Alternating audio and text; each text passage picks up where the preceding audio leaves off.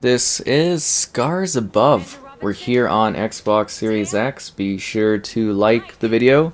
Subscribing is great as well. So this is one of those single player, you awaken on some kind of weird planet after going out as a group of scientists in order to investigate this giant shape in the sky as seen over in the distance there, being very ominous. And you're not sure what's going on. So what are we getting here? It's supposed to be dynamic 4K. It does actually look pretty good. I think it's more like 1440p most of the time, it seems like. 60 FPS, and I didn't really notice any performance issues, maybe like one little area here or there where there was some light drops, but nothing really too bad in that regard. So this game doesn't have any sort of like chapter replay or new game plus. You kind of just start from the beginning, which doesn't bode the best for me trying to get the last few achievements I'm missing, or to show off a part of the game where we have more advanced weaponry, but it does allow me to present the game, talk about it, and go over the experience. So for most people, this is probably going to be like a several-hour experience. It's got, actually, I think it's one of those games that's punching above its weight class in some regards. Like, the animation in that, it's going to be like a little rigid on the character, and, some of the elements of it could have been a little bit more, I guess you would say, intensive or whatnot, but I think it looks fine. It's an okay sci-fi game.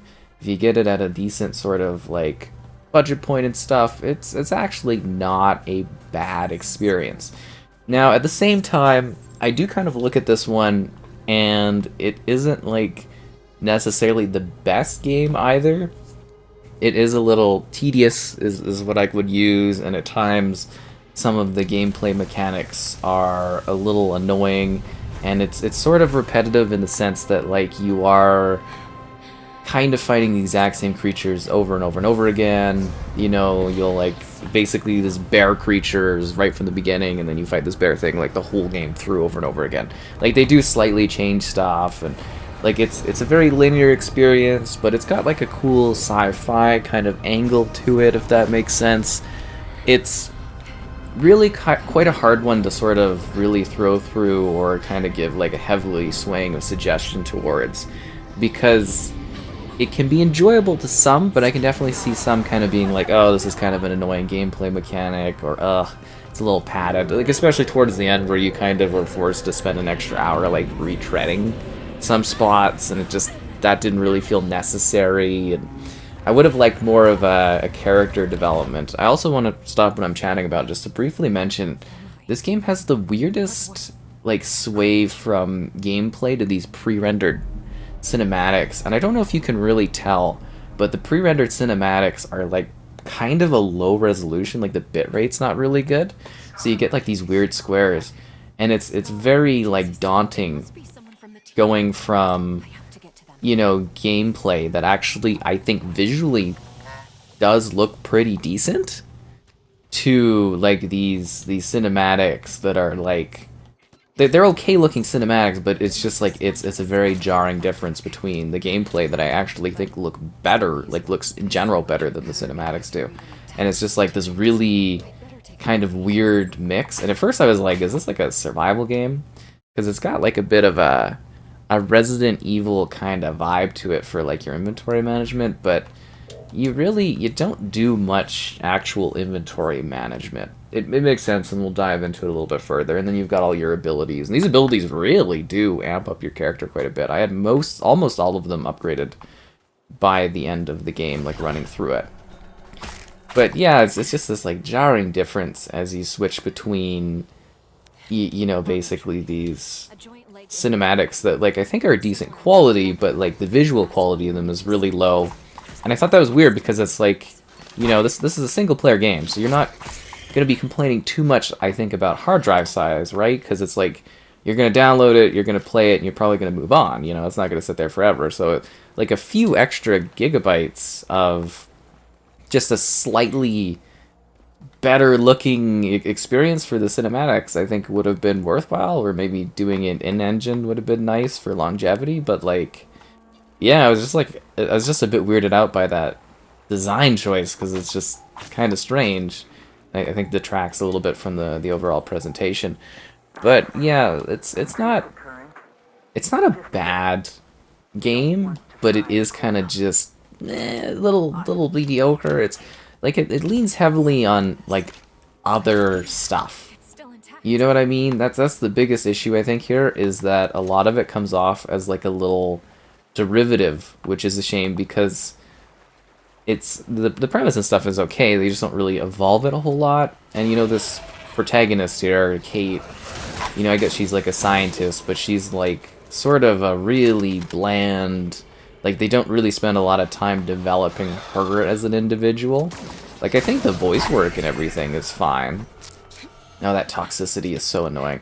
But like they don't really develop her as like a person, and you don't really get a lot of background. Like there's some other characters too, but they don't really dive into them. I'd say your weird holographic friend actually probably has the most character development throughout the entire game.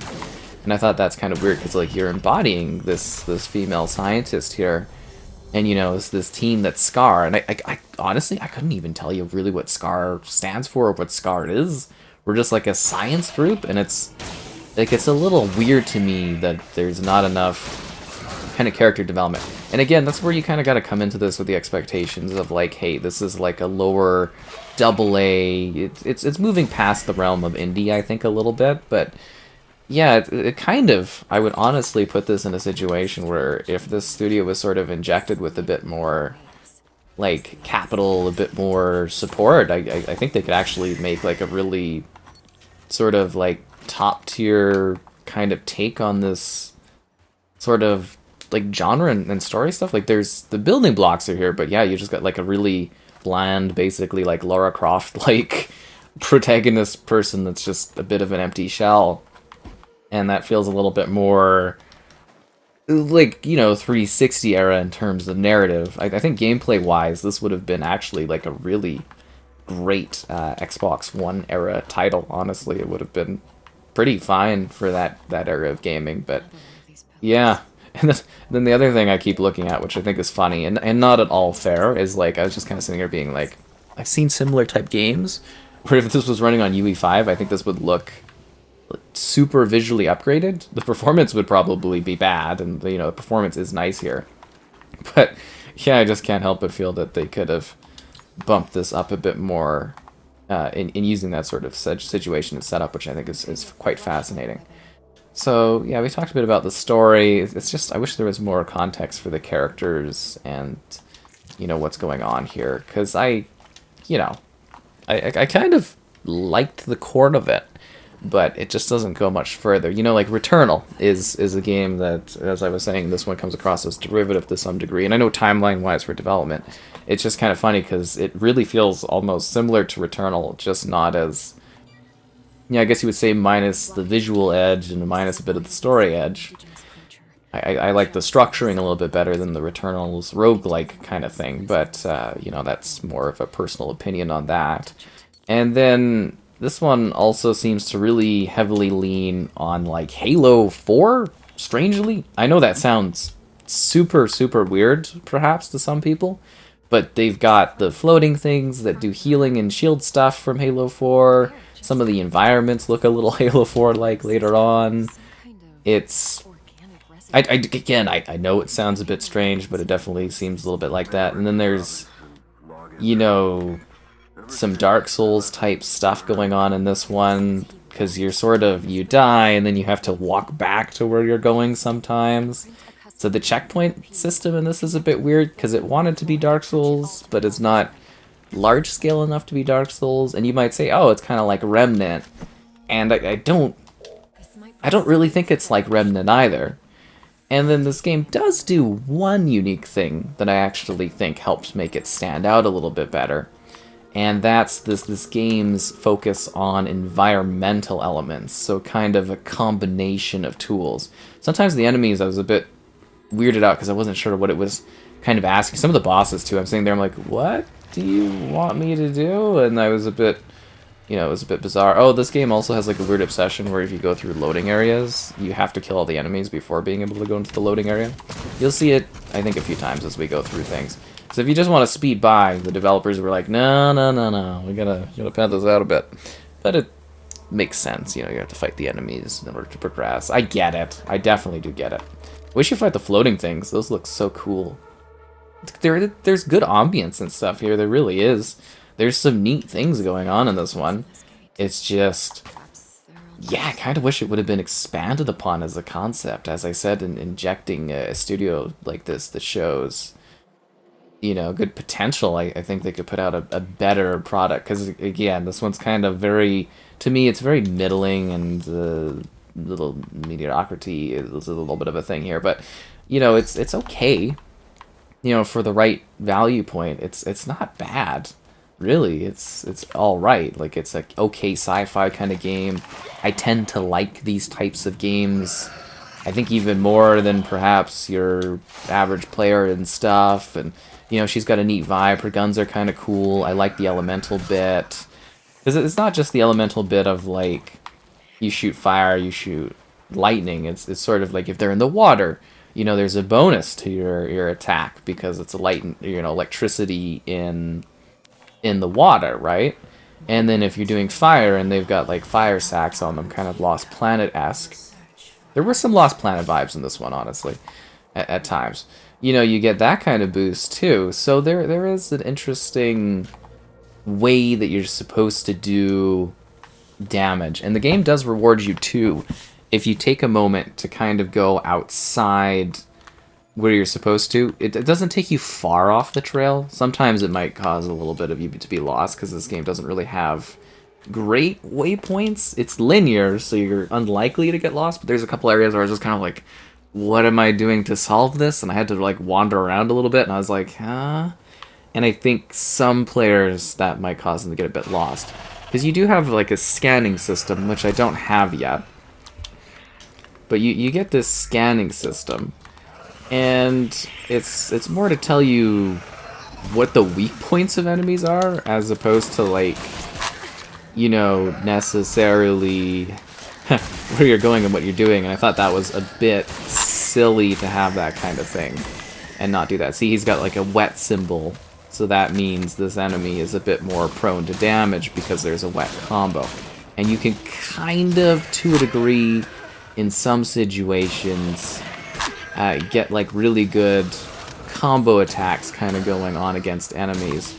Oh, there's some annoying bits where it's like your character gets like hypothermia type issues, or like the acid thing. It was kind of funny, so you get kind of poisoned by these creatures, and you're supposed to use the elemental kind of blockage thing, but it doesn't really tell you that. So yeah, I've got an environmental thing on RB, and you can hold LB, and you get like a whole listing of different abilities. They keep giving you abilities, but the situations to use the abilities don't really come up very often, except for a few.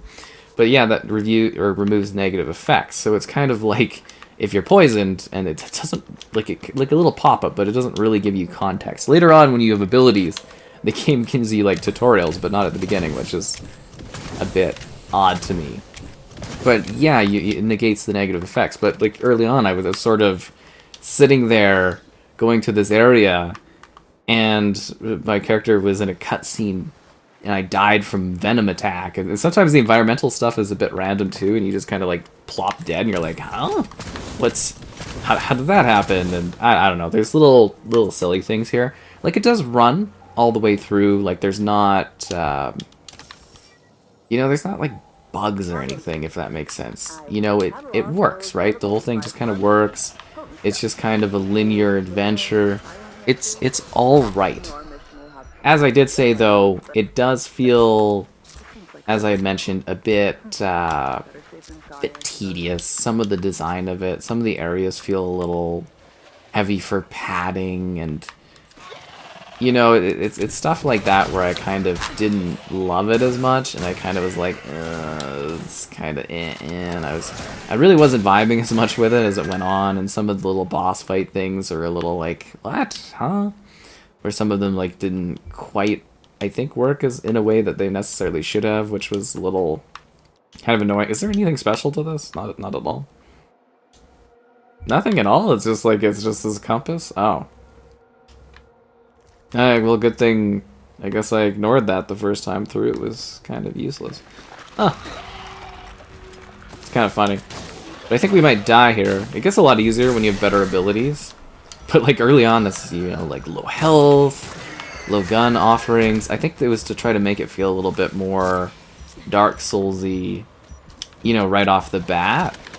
But that was kind of annoying early on too, is it's just sort of like, yeah, a little more confusing. Because as I said, these loading things, they'll block you if there's enemies. It's like, you have to kill all the enemies, and they like to put the statues right behind like a group of enemies too, where you might be a little low on health, so sometimes you might die right before, and you have to do like a fair bit of trekking to get to a certain spot.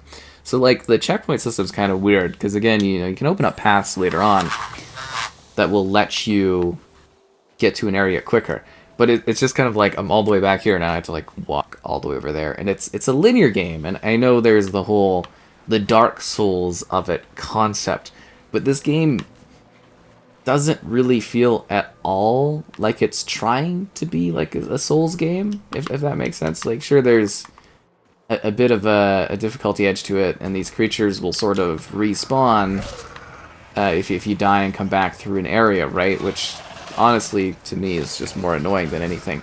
But the game is designed like a linear, single-player story action kind of game, so I don't get that whole, again, structuring concept of, you know, having you redo, you know, these segments a little bit. Like, it's just kind of bizarre to me.